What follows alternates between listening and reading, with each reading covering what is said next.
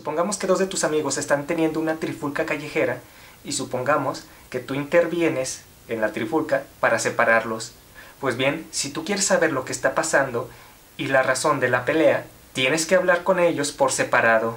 Actualmente en Siria ocurre una pelea entre dos bandos, el bando ruso-iraní y el bando árabe-occidental. Si hablamos primeramente con el bando ruso-iraní y le preguntamos acerca de su participación en el conflicto, él nos diría lo siguiente: yo, la nación iraní, poseo las más grandes reservas de gas natural del mundo y planeo venderle este recurso natural a Europa para enriquecerme, y lo haría a través de Siria y el mar Mediterráneo, en donde se encuentra una base militar rusa de nombre Tartus, misma que le daría a mi producto salida a Europa, y Rusia ganaría también en este negocio.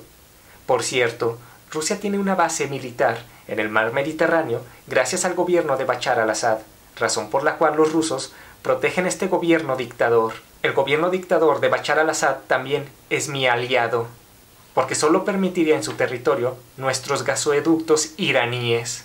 Tras haber escuchado las razones del bando ruso-iraní, nos percatamos que ellos solo quieren vender un producto al pudiente mercado europeo para enriquecerse. Ahora bien, tenemos que escuchar al bando árabe-occidental para indagar más sobre la guerra. Entonces, si entrevistamos al bando árabe-occidental, nos diría lo siguiente: yo soy Estados Unidos. La razón de por qué mi moneda, el dólar, es la divisa más importante del mundo es porque el petróleo de los países se compra principalmente con esta moneda. Yo tengo que intervenir en los países con petróleo para obligarlos a aceptar solo dólares a la hora de vender el mismo. Y es así como mi moneda se hace más poderosa. Y por ende, yo, Estados Unidos, me hago más rico. Y al hacerme más rico, tengo dinero para gastar en tecnología y poder militar.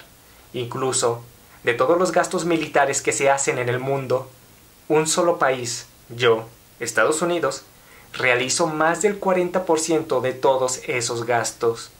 Gracias a lo anterior, nos damos cuenta que Estados Unidos se dedica a intervenir países con recursos naturales para obligarlos a vender tales recursos en dólares. Y todo ello para que el dólar se convierta en la moneda más importante del mundo. Arabia Saudita tiene las segundas mayores reservas de petróleo, solo superado por Venezuela. Sin embargo, el petróleo de Venezuela está en aguas profundas, por lo que extraerlo no es muy rentable, no es muy costeable, mientras que el petróleo de Arabia Saudita está en la superficie y es de muy fácil extracción.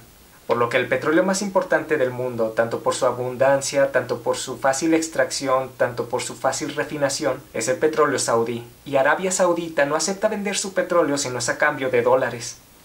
Por lo que, gracias principalmente a este país, es que el dólar es la moneda más importante del mundo. ¿Qué obtiene Arabia Saudita a cambio de vender su petróleo en dólares? Obtiene la vanguardia en tecnología militar que le otorga Estados Unidos.